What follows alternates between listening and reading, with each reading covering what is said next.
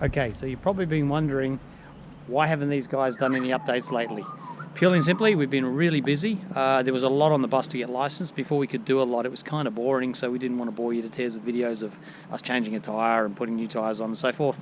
So rather than spam you with 100 different videos of really nothing fulfilling, what we thought we'd do is wait till we got it licensed, and we had actually done a little bit of work and we're getting to some nitty gritties of the roof raise, and then we thought we'd do a video. So here's the start of the first one again. Very straightforward. Nothing really has happened on the outside other than finally we've got number plates on the bus. So yes, now it's licensed. We've actually been away in it a few times just for a bit of a drive to make sure everything's running the way it was. There was a list of things that we had to do on the list for the licensing. It was massive actually. Surprisingly, they found a lot of things that even I didn't know about. One of the things was the roof lights up the top.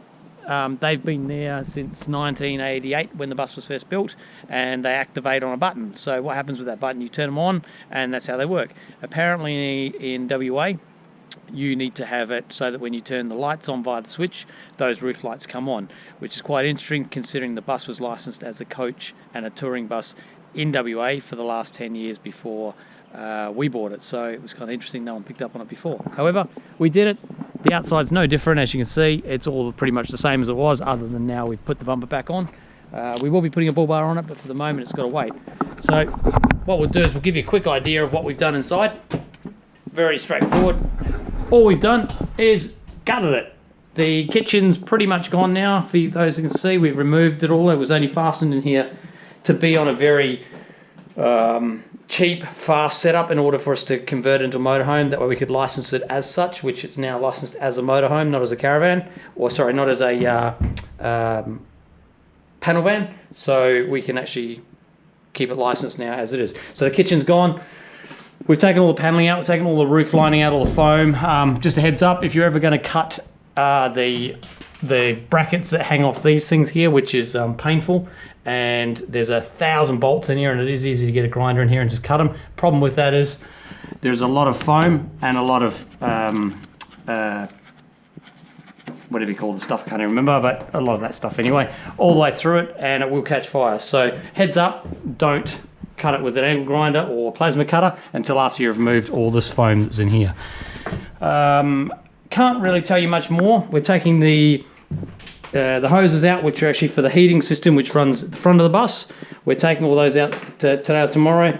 Then we'll be running the floor all the way back through to get it level. From that point on, it's pretty much then just move it down to the warehouse. Once it's in the warehouse, we're going to pop out all the windows, cut each of the panels. We're having those made at the moment, so that we can't really show you one. We might have one over here. Here you go. We're actually having these made now so that the channel fits exactly, so we've got the right height. What we'll then do is do basically what Transcendence has done, where they have a bit of threaded bar. They'll put an eyelet here and an eyelet here on an L bar. Basically the thread rod goes through 2 bolts, so you can do the bolt up which lifts it once you cut these. So we'll have one on each corner, and that's pretty much how we'll adjust the roof, but we'll update you with some photos as we do it. Once the windows are out, we've cut those. We'll be cutting the back of the bus the same and cutting the front just above the window there, and we'll be lifting it 200mm. From there, what we'll do is resheet everything and then start putting the windows back in. Not these ones, obviously, we've got new ones coming, so we'll update you, and we will put more videos on from this point on so you can see where we're up to. We'll just do little bits as we go through rather than one big video. Other than that, sorry it took so long to get the updates out, but here's the next one, and from here they should start flowing a bit faster.